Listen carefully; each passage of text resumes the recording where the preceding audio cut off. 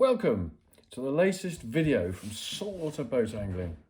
Now this one is all about how to use Navionics charts on the latest Raymarine Axiom unit.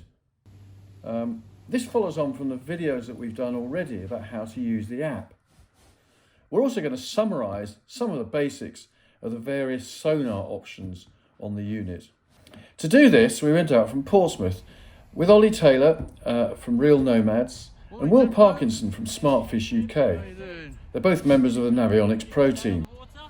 We were on Will's new Smartfish 25 to hunt for bass, and what a fabulous boat it was too.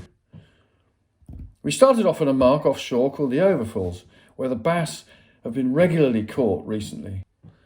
But we were able to spend some time there looking at how the Navionics charts could help us pinpoint marks much more effectively. So, show me how to work this lovely new Raymarine Axiom system, because it's an update from the one that I've got. Yeah, absolutely. Hey Tim, yeah, sure. So, okay, so what we're going to do, we're just going to go into the charts and run through some of the basic settings in there. So we enter into charts, and here we have a base map that's preloaded on the Axiom Plus unit. So we want to put on, we have the Navionics Platinum Plus chart in here, and you can see that listed here. So you select one, and that selects both of them. And here we've got much better cartography, and you can see the land. We can zoom in a bit. We're just in the Solent here, in between the Isle of Wight and Portsmouth. So we've got a basic map here. We want to add on a few extra features for us fishing. So what we can do, we can come over here into settings, and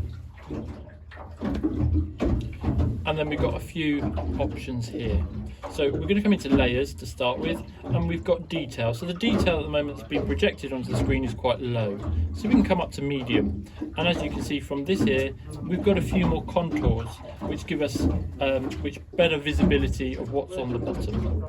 We can take that up a further level, bring it up to high, and that gives us far more detail, showing us the ledges and banks, etc.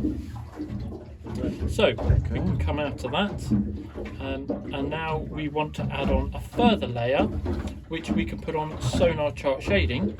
So let's come down. You have to scroll down in the advanced setting for this, and you come down and you've got an option here which has got aerial overlay.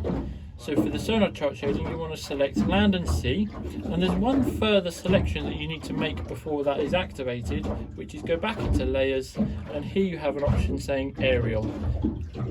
Check that on, and here it will then give you the varying shades of blue. The darker the blue, the deeper the water, and that pixelates those contours very quickly into banks and features on the bottom. So you can come out of that, and then we can come back out onto the main map, and then we can have a good look around to see where we want to fish certain features, banks and gullies in the Solent here. Great fishing here. Okay, so that's where we are with maps. Okay, that's pretty straightforward. Yeah, isn't it? very simple. And then we can use that if you want to build a route on that. So if we want to make a waypoint on here, very simple. You can press and hold, and then you can build a route to there, or you can put go to, or you can then carry on and make a waypoint at that area. Very simple.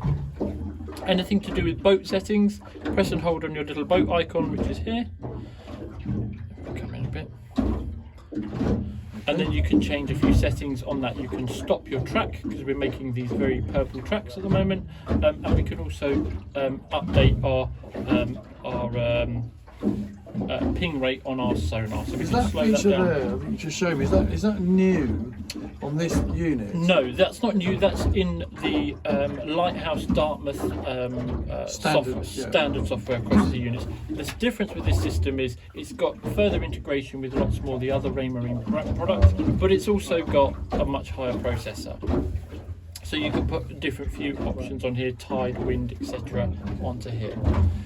Yeah, well now.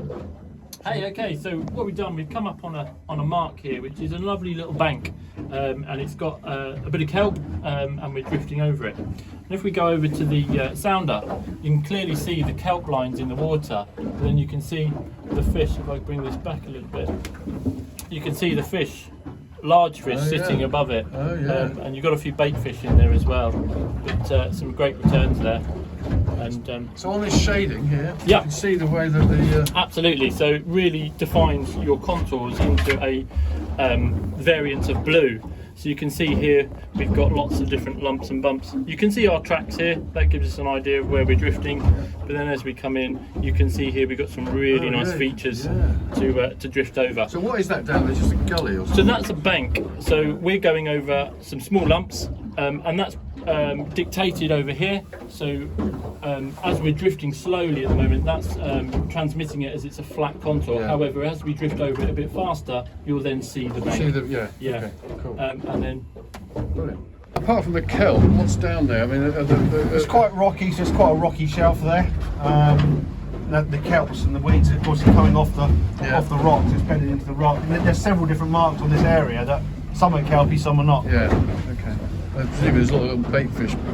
There's a lot of bait fish piling up. Yeah. So now we're moving across.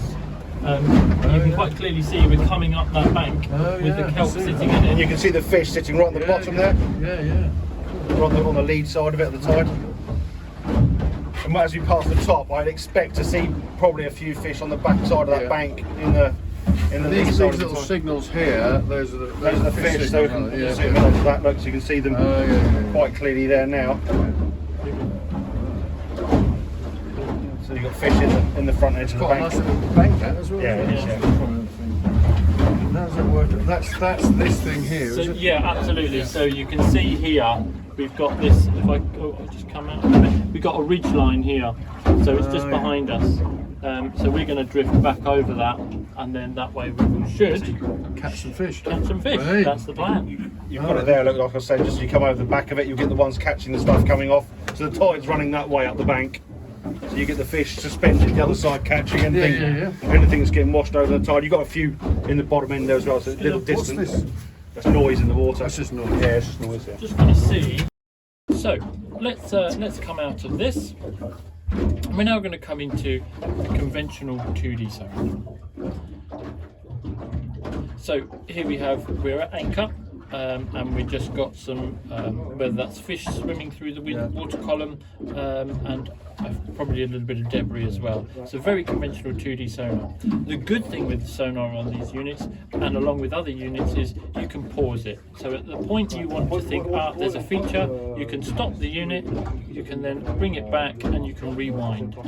If there's a certain feature that you like on this point, so it could be a lump or a bump, you can press and hold, and you can make a waypoint from your sonar. Oh, right, on the sonar. That will then pixelate on your map, so you can go right back to that point. So that's another nice little feature. Excellent. So we can come back out of that. Oh, here That's it. okay. Sorry. Carry on. Yep. So that's a nice little feature with just conventional 2D sonar. Obviously, we're looking at a pretty flat bottom here, so there's not a lot of detail. No, is there? So, you're absolutely right. yeah. So you can, whenever there's a wreck or a bank, that would come up and show on there. We can also got other settings. You can change the settings very easily. So you can change the definition, and you can bring out some of the. So you put it up to the plus on the gain. Oh, right. You get a lot of water interference. So debris and stuff like Debris. that. Yeah. So that discriminates a lot of the debris. Yeah. So if you bring it down and you want to go a bit lean, you can then have try and pick up some more of the fish. So you've clearly got a fish swimming off the bottom down here. But then if you mess up the settings, you can return them all to auto.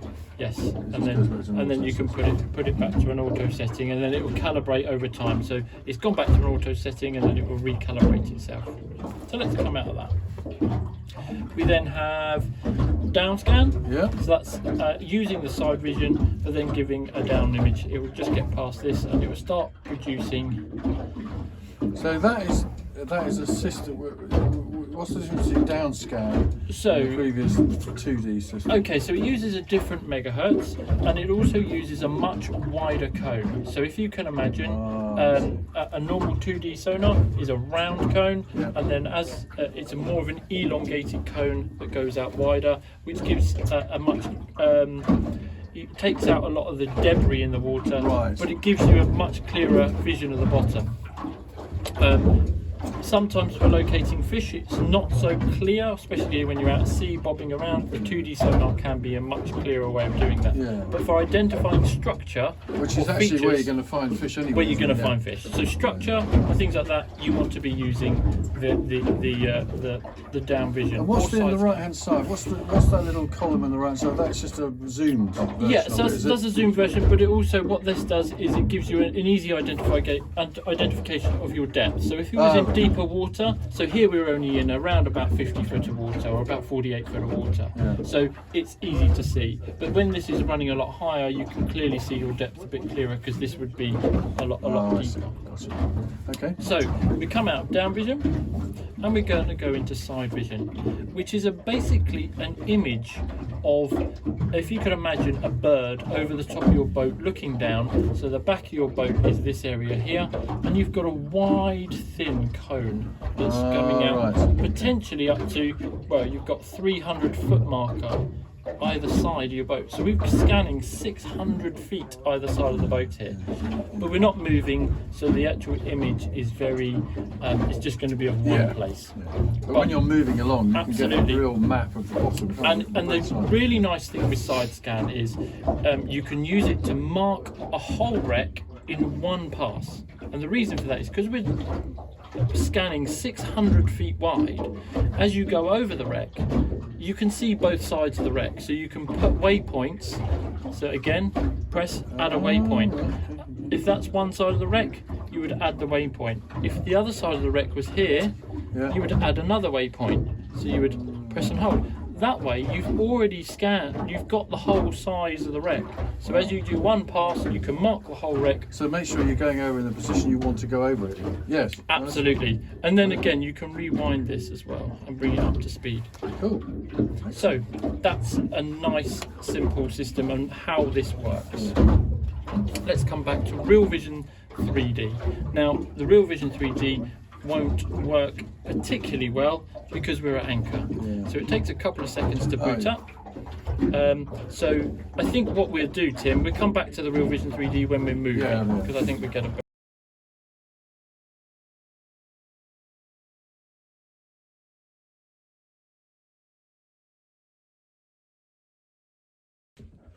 And now finally, a word about the Raymarine units that Will has installed on the Smartfish 25.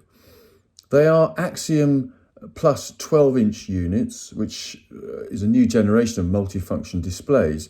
They're optimized for speed and quad-core performance with 16 gig of storage and higher res displays and day-night color palettes, which aids visibility in any light conditions. 2 transducers were fitted to the hull. They're both RV220s and they're set at a 20-degree angle and directly fitted to the sharp angle of the dead rise of the hull. And this gives a better signal reception. And you can see here Ollie fitting them through the hull.